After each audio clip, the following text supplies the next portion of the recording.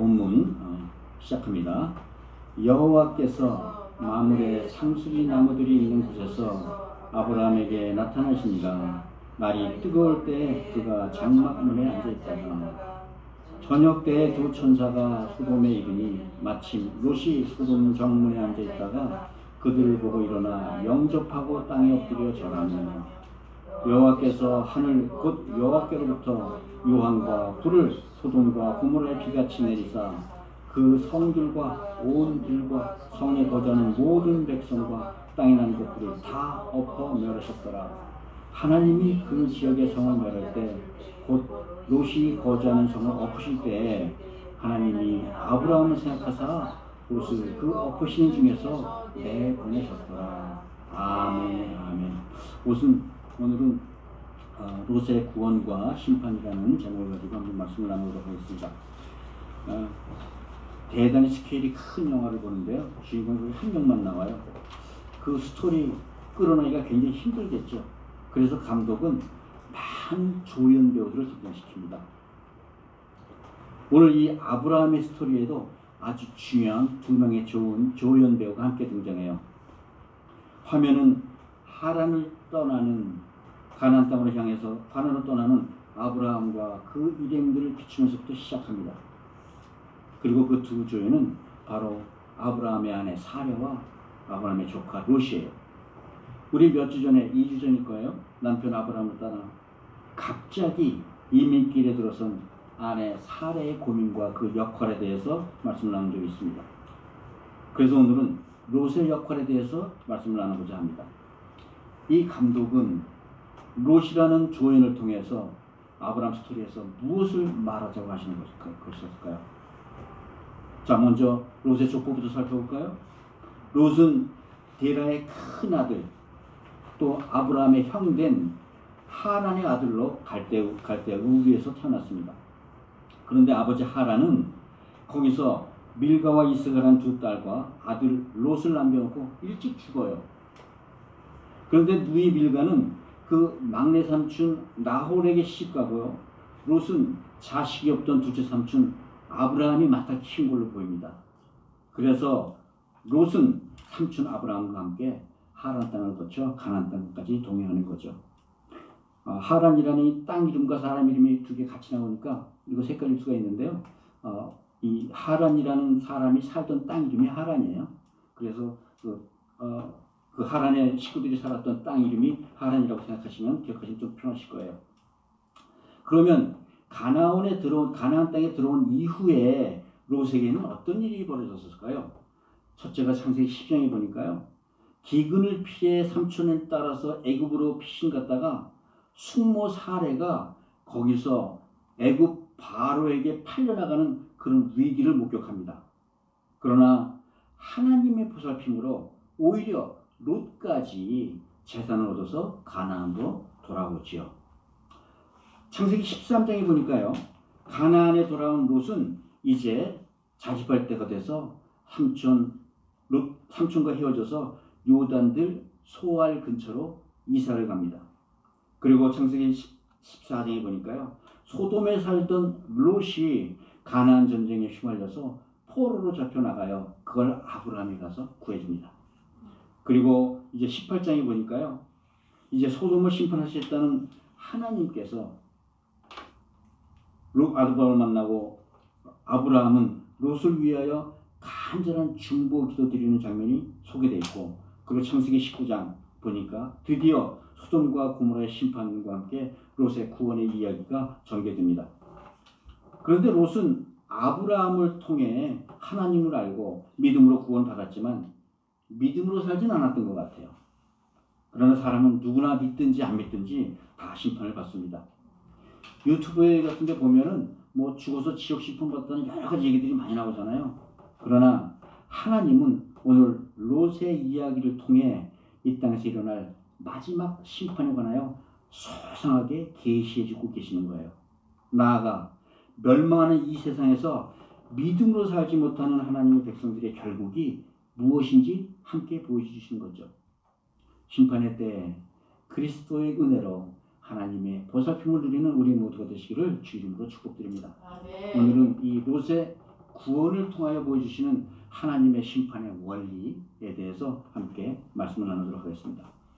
첫째가요, 하나님은 심판을 예고해 주신다는 거예요.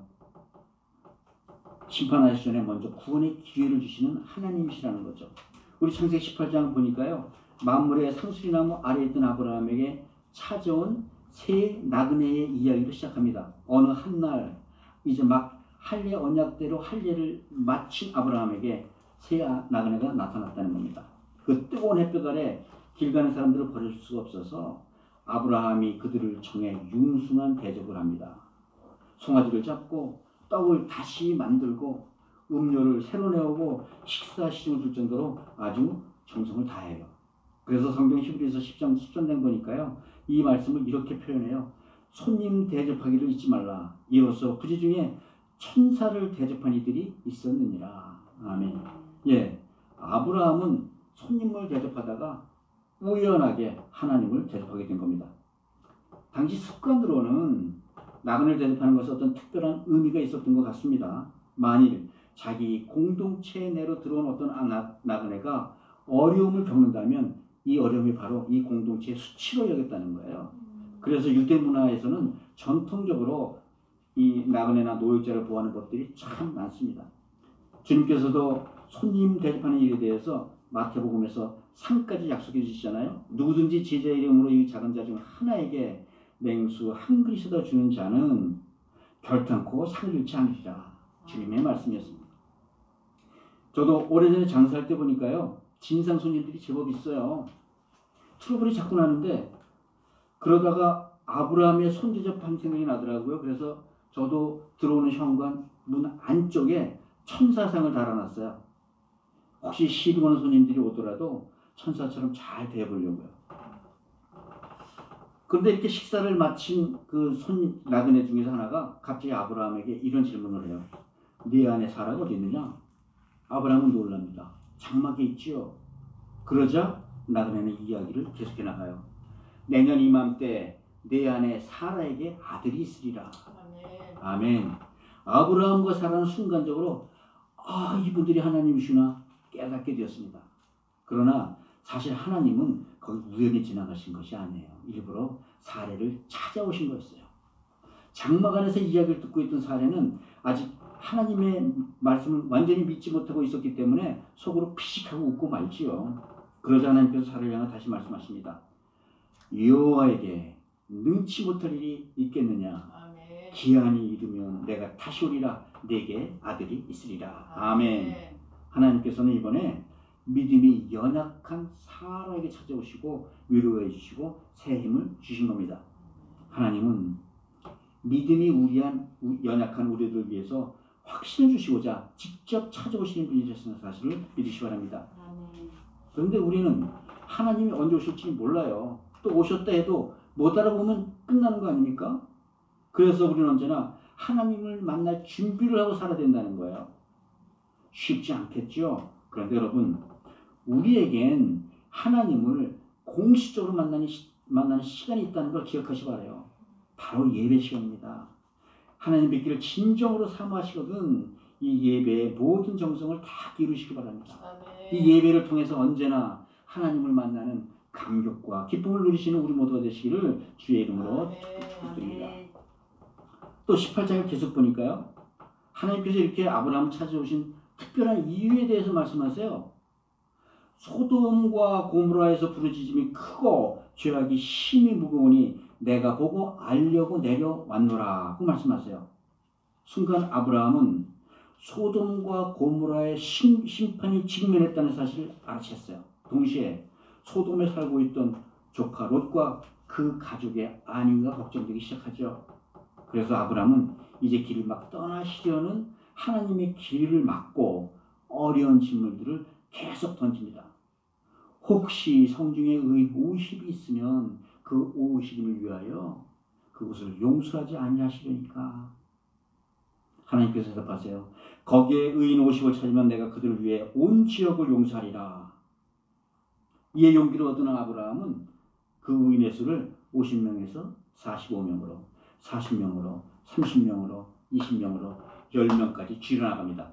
결국 소돔과 고모라의 의인 10명만 있어도 심판하지 않으시겠다는 하나님의 약속까지 받아냅니다.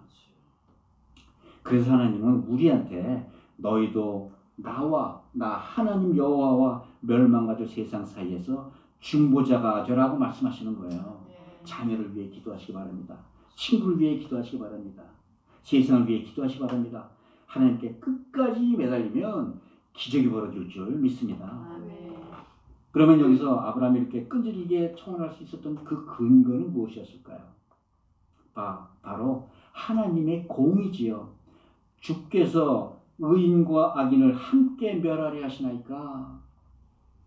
기도는 무작정 내 소원과 내 요구를 고집하는 게 아니라는 겁니다. 꼭 하나님의 공의와 사랑, 하나님의 성품, 하나님의 약속을 붙잡고 기도해야 된다는 거예요. 그런데 이 청원이 왜 10명에서 끝났을까요? 마지막 한 사람까지는 안 됐을까요? 청원하는 동안 아브라함은 하나님이 자기보다 이성을 더 사랑하신다는 사실을 깨달았다는 겁니다. 어찌 보면 하나님께서는 아브라함의 청원을 통해 이 성을 살릴 방법을 찾고 계셨던 거예요. 이 성들은 심판받아 마땅하지만 누군가 이들을 위해서 간절히 기도해주고 용서를 구한다면 용서해주고 싶으셨던 거예요. 그래서 아브라함이 소돔과 고모라를 위해 청원하는 것을 기꺼이 다 들어주시고 대답까지 바로바로 해주셨다는 겁니다. 역시 아브라함은 정말 지나칠 정도로까지 말을 바꿔가면서 포기하지 않고 끝까지 매달렸잖아요. 하나님이 이렇게 간절한 기도로 하는 기도에 당신의 계획을 바꾸시는 분이라는 것도 기억하시기 바랍니다. 아멘. 그러면 왜 하나님께서 굳이 이 땅까지 내려오셔서 소돔과 고모라의 죄악을 확인하시려는 걸까요? 여러분, 죄에는 부르짖는 소리가 있다는 것 기억하시죠? 창세기 4장 10절 가인에게 죽은 아벨의 핏소리가 땅으로부터 하나님께 호소하였다고 성경이 증언하고 있지 않습니까? 하나님은 사실 이 죄의 부르짖는 소리만 들어도 심판하실 수 있어요. 그냥 듣고 심판하시면 됩니다. 그런데도 불구하고 이 땅까지 내려오셔서 아브라함에게 당신의 심판 소식을 알려주신 겁니다. 심판의 증인을 세우신 거예요. 소돔과 고모라가 멸망당하는 것은 우연한 일이 아니라 이건 내가 한 일이다. 하나님이 하신 일이라고 분명히 보여주신 거예요. 너희들이 억울한 일을 겪어도 너희들이 직접 그 일을 갚지를 말라. 너희는 죄인이 될까 무섭다. 너희들의 복수는 내가 해줄 것이야. 이 공의 하나님께서는 이 심판의 정당성을 하나님의 백성들에게 알려주시기 위해서 직접 찾아오셨다는 겁니다. 공의 하나님은 하나님의 백성들에게 하나님의 계획도 미리 알려주신 분이심을 기억하시기 바랍니다. 또 고돔과 소모라 사람들에게 마지막 기회를 주기 위해 하신 것도 있어요. 여러분, 요나의 기도 아시죠? 회개하여 심판을 면한 니느웨 성 사람들의 이야기 말하는 겁니다. 니느웨가 회개함으로 멸망을 면했듯이 소돔과 고모라도 회개하면 심판을 면할 수 있었던 거예요. 사랑의 하나님께서는 그래서 심판하기 전에 언제나 구원의 기회를 주시는 분들은 믿으시기 바랍니다. 사랑하는 성도 여러분, 사랑의 하나님, 자비하신 하나님께서는 죄인들에게도 끝까지 기회를 주시는 분이세요. 그러나 끝까지 회개하지 않으면 공의의 하나님께서 심판을 이루신다는 거예요. 하나님을 두려워하는 마음으로 죄를 떠나 회개하면 심판에 이르지 않을 줄 믿으시기 바랍니다. 하나님과 그 아들을 믿음으로 사망에서 생명으로 옮겨진 우리가 되신 줄 주님의 이름으로 축복드립니다. 두 번째가 심판은 아주 급박하게 일어난다는 거예요. 그런데 먼저 여러분들은 소돔과 고모라가 심판을 받는 근본 이유가 뭐라고 생각하세요? 죄악이 관영한 도시니까. 소돔이라는 이름이 소돔이라는 말씀, 남색 말하는 거예요. 이렇게 이름처럼 성적으로 타락한 도시니까. 네, 맞습니다. 오늘 창세기 19장에 보면요, 이 소돔에는 분명히 동성애로 정말 타락한 도심을 밝혀주고 있어요. 그러면 다른 도시에는 동성애가 없었을까요? 저는 오랫동안 타판 브리지 건너기 직전에 있는 나약이라는 동네에서 비즈니스를 했었어요. 나중에 알고 보니까 이 지역이 뉴욕과 뉴저지에서 내노라는 동성애자들이 모여 사는 도시예요. 그런데 저나 제 주위 사람들은 전혀 눈치도 못 챘어요. 그냥 오랫동안 아무 생각 없이 잘 살아왔습니다. 심지어는 제가 다녔던 미국 교회 목사님도 동성애자라는 걸 아는 것은 한참 후에였어요. 만약에 동성애만으로 심판받았다면 나약도 심판받았을 거예요. 그런데요, 성경 에스겔서 16장에 보니까 소돔이 심판받은 이유를 이렇게 말하고 있어요. 내 아우 소돔의 죄악은 이러하니 그와 그의 딸에게 교만함과 음식물의 풍족함과 태평함이 있음이며 또 그가 가난하고 궁핍한 자를 도와주지 아니하며 거만하여 가증한 일을 내 앞에서 행하였음이라. 그러므로 내가 보고 곧 그들을 없이 하였느니라. 그러니까 소돔이 심판받은 이유가 동성애도 문제지만 다른 종류의 죄악이 관영했었다는 거예요. 에스겔서 보니까요, 이 죄악의 핵심을 세 가지로 구분해 소개해주고 있어요. 교만함과 풍족함과 태평함. 그런데도 가난한 궁핍한 자를 도와주지 않았다는 거예요. 결과적으로 소돔이라는 지역은 개인적으로는 굉장히 풍요로운 지역이었어요. 그러나 거기에는 자기 자신들만 있지 이웃과는 완전히 단절된 도시였다는 거예요. 여러분, 처음에 창세기 18장 19장의 첫 절은 모두 나그네를 대접하는 이야기로 시작합니다. 즉 이웃사랑의 이야기로 이 심판에 관한 문제가 시작된다는 거예요. 이 말씀은 물론 동성애도 정죄받아 마땅하지만 동성애만이 포커스가 아니라는 거예요. 오히려 하나님의 심판은 자기만을 사랑하는 그런 이기적인 죄에서 비롯됐다는 겁니다. 오늘 19장에서도 역시 소돔 성문에 앉아있는 두 천사를 만난 롯의 이야기로 시작했잖아요. 아브라함이 하나님과 이런저런 이야기를 나눈 사이에 나머지 천사 2명은 소돔이라는 지역으로 가서 정탐을 하기 시작했던 거예요. 두 천사를 만난 롯은 천사들을 집으로 초대해서 식사를 베풀고 잠자리를 준비하고 자기 나름대로 잘 대접을 합니다. 그때 소돔성의 사람들이 롯의 집에 몰려와서 나그네를 유혹을 해요. 나그네와 체미를 보겠다고 롯을 협박을 해요.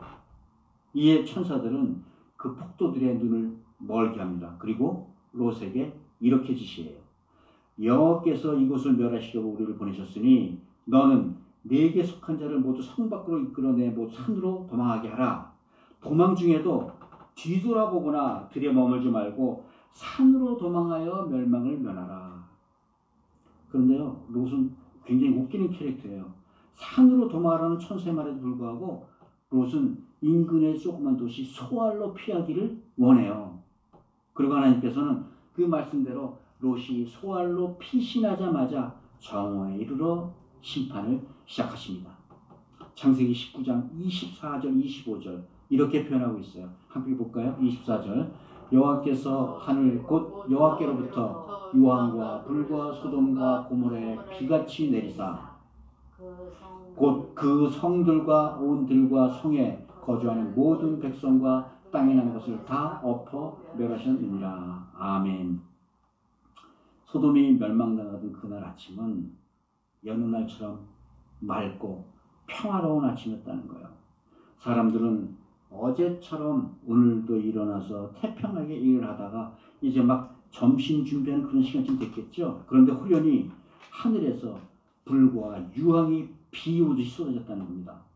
마늘하루는 날벼락 뿐만 아니라 불벼락까지 그들은 사랑하는 모든 것들을 태워버리고 말았어요. 갑자기 닥친 심판 앞에 아무도 피할 생각도 피할 엄두조차 내지 못했던 겁니다. 우리 폼페이 베수비우스 사단의 희생자들 많이 보잖아요. 벌거벗은 채로 화산재에 뒤덮여서 화석으로 죽어있는 그런 모습, 꼭 그런 모습으로 죽어갔을 거예요.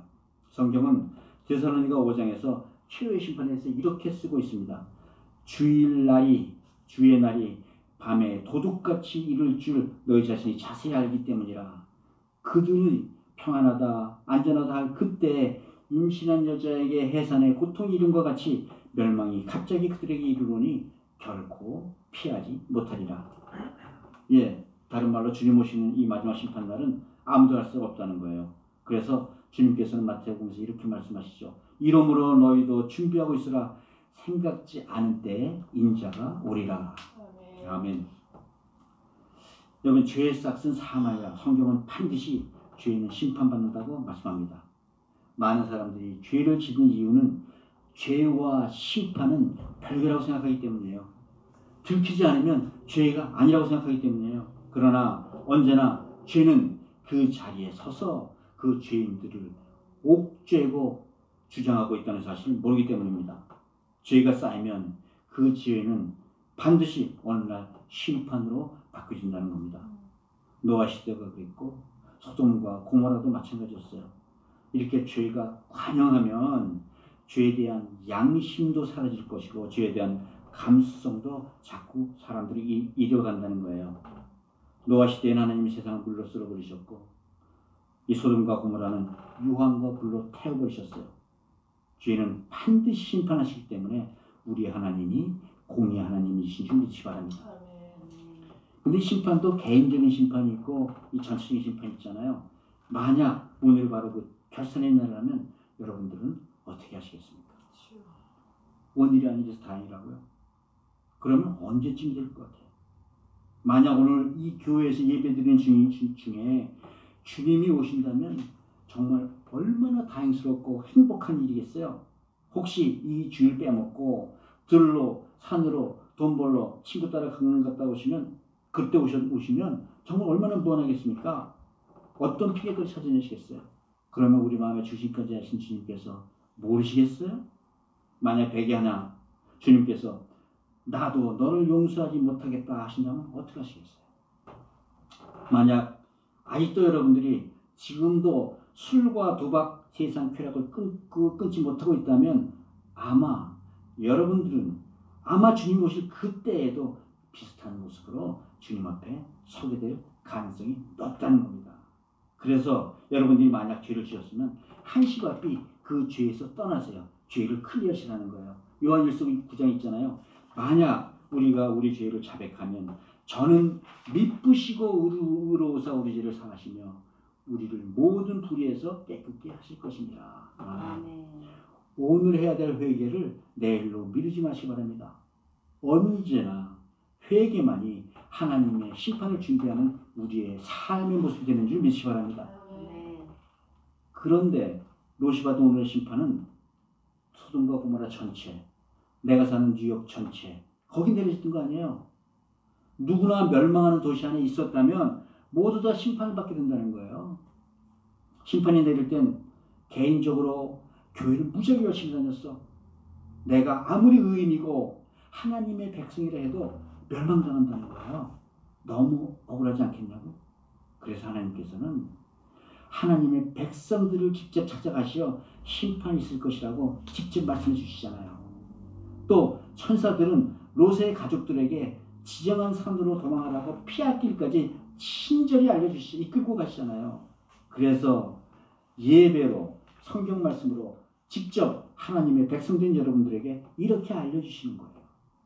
그러므로 소돔과 고모라가 심판받을 때 살아날 수 있는 방법은 착하게 살고 회개하기 때문에 살아나는 게 아니에요. 살기 위해서는 딱 한 가지 방법, 그 도성에서 빠져나가는 것, 그 방법뿐이 없습니다.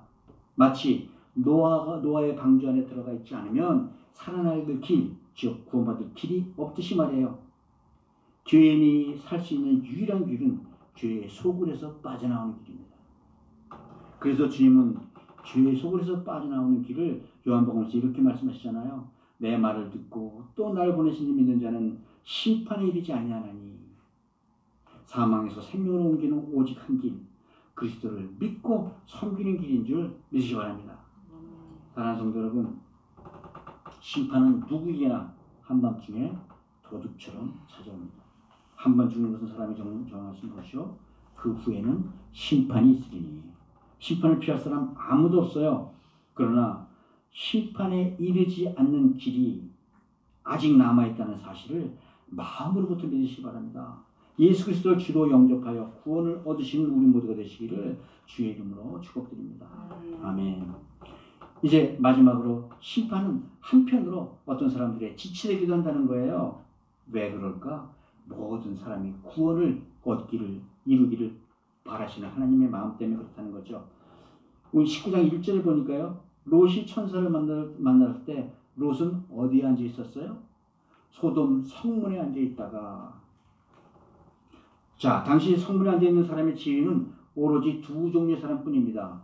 하나는 동네에서 돈 제일 많은 유지, 다른 하나는 법관, 다른 말로 촌장, 불악의 왕, 아니면 유지.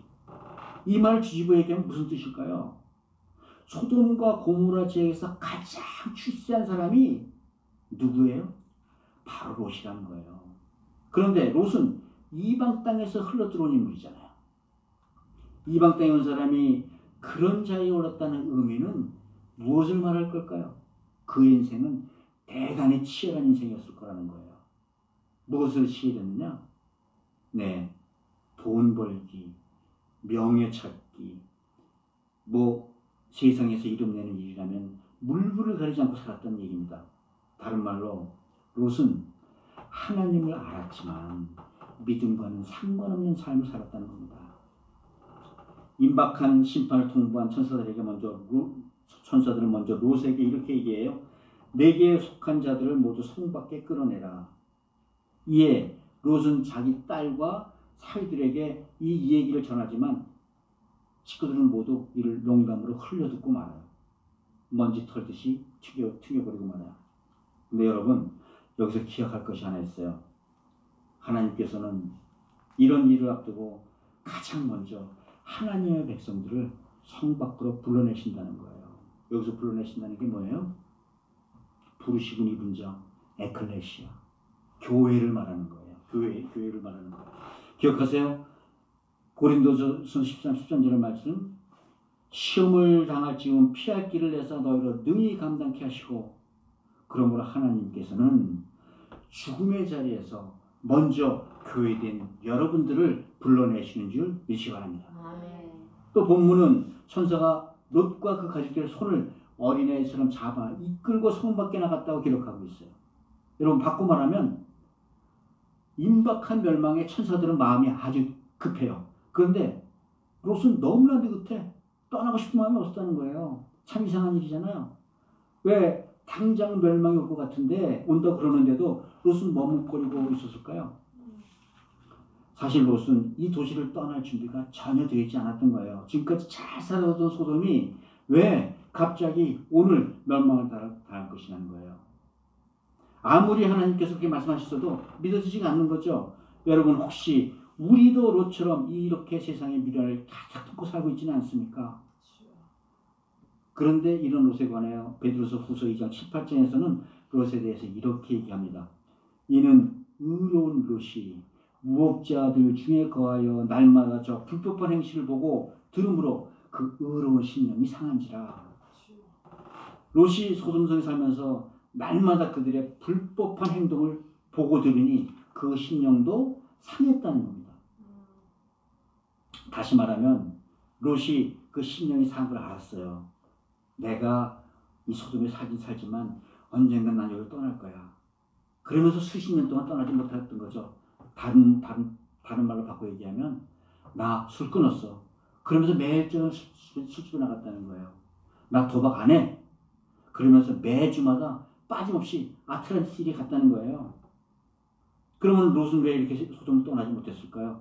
아마 제가 보기에 롯의 아내는 소돔 여자였을 거예요. 그 아내는 사실 세상밖에 모르는 세상에 빠져있는 그런 여자였을 겁니다. 결국 롯의 아내는 멸망하는 그것을 목격하면서도 뒤를 돌아보아야만 했을 만큼 영적으로 무지했던 여자라는 거예요. 아마 롯은 소돔을 떠나야 할 건 알고 있었지만 아내랑 차마 다투면서까지 떠나고 싶지는 않았을 거라는 거예요. 여전히 소돔에는 세상의 쾌락과 돈과 명예가 그대로 있었거든요. 신앙적 양심에 걸리면서도 그냥 눌러앉아 사는 롯의 모습이 이랬을 거라는 겁니다. 여러분, 우리들의 모습은 보이지 않습니까? 이렇게 롯이 하루 이틀 미루는 사이에 롯과 그 가족은 영적으로 망해가는 중이었다는 사실을 몰랐던 거예요.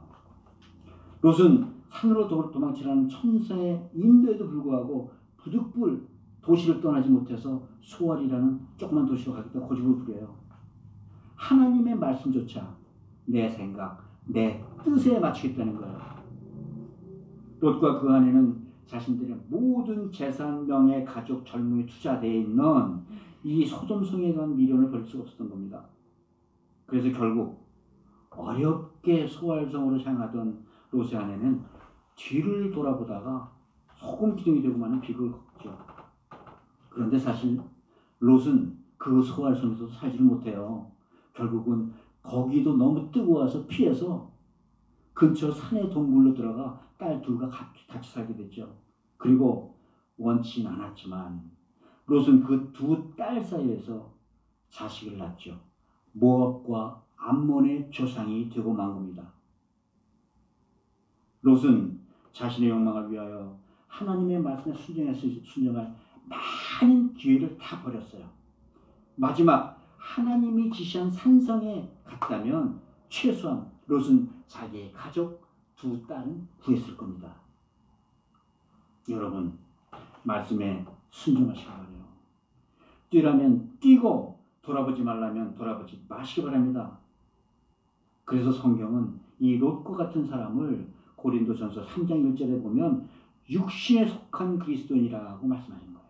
육신에 속한 자, 곧 그리스도 안에서 어린아이들과 같은 자.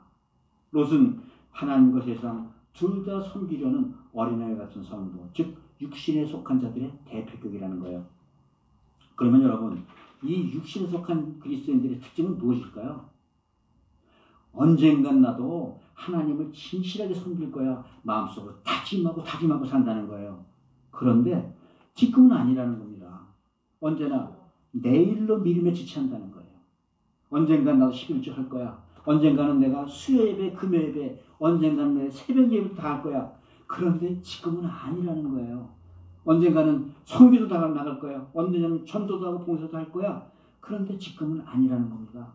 지금 내 인생에 할 일이 너무너무 많아요. 주일 성사하는 것조차 벅차다는 거예요.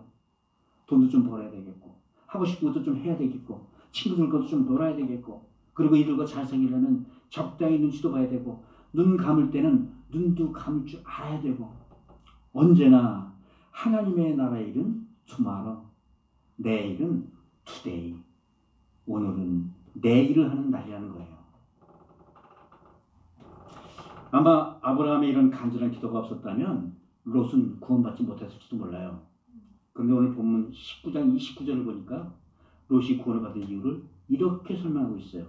19장 29절 함께 읽을까요?